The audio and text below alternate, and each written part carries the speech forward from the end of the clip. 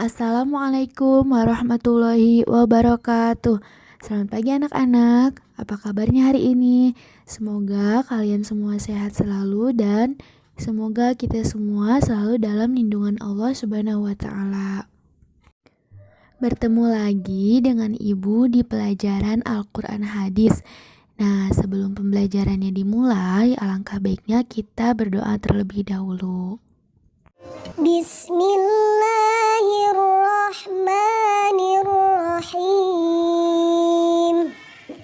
Raditu billahi rabba wa bil islami dina wa bi Muhammadin nabiyyan wa rasula. Rabbi zidni ilman warzuqni fahman birahmatika ya arhamar rahimin. Halo teman-teman, hari ini kita belajar tentang surat Al-Fatihah. Teman-teman tahu kan surat Al-Fatihah? Surat Al-Fatihah itu salah satu surat yang sering kali kita baca, baik dalam sholat ataupun dalam berdoa. Sekarang kita baca bareng-bareng yuk. A'udzu billahi minasy syaithanir rajim. Bismillahirrahmanirrahim. Alhamdulillahi rabbil alamin. Ar-Rahmanir Rahim.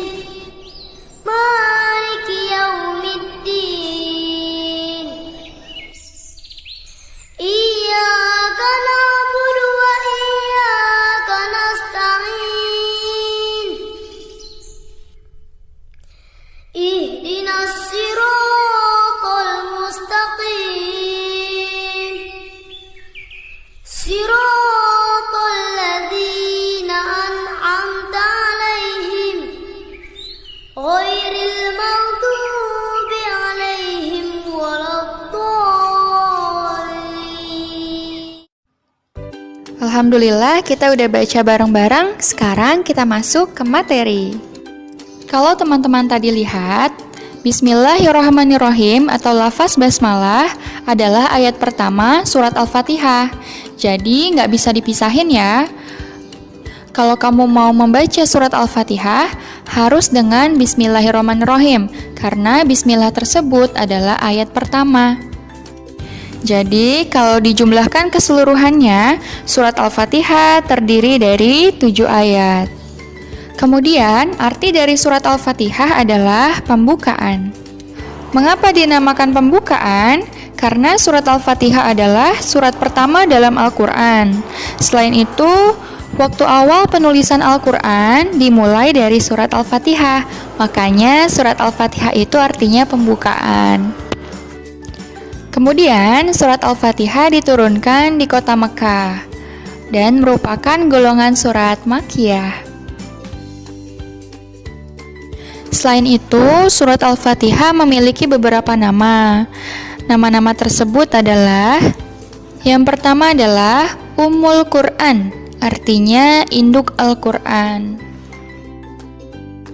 Yang kedua adalah Ummul Kitab atau induk kitab. Nah, Ummul Kitab sama Ummul Quran yang tadi yang pertama itu sama ya, hampir sama. Karena artinya itu sama-sama induk dari semua isi Al-Quran. Nah, yang terakhir ada As-Sab'ul Mathani atau 7 yang diulang-ulang.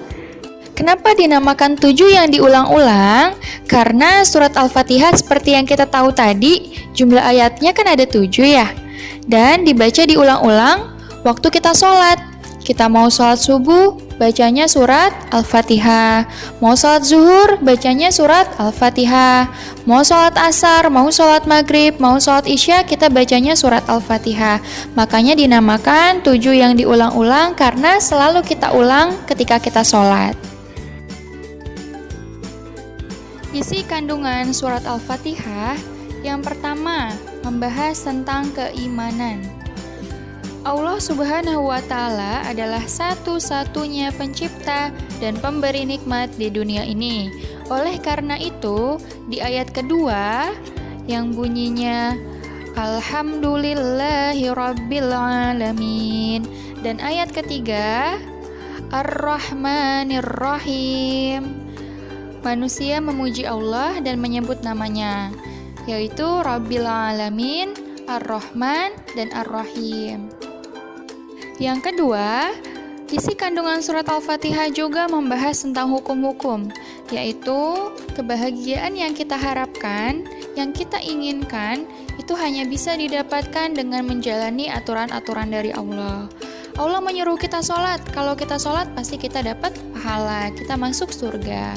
Dan sebaliknya, jika kita melanggar aturan-aturan Allah, maka Allah akan menjatuhkan kita ke neraka.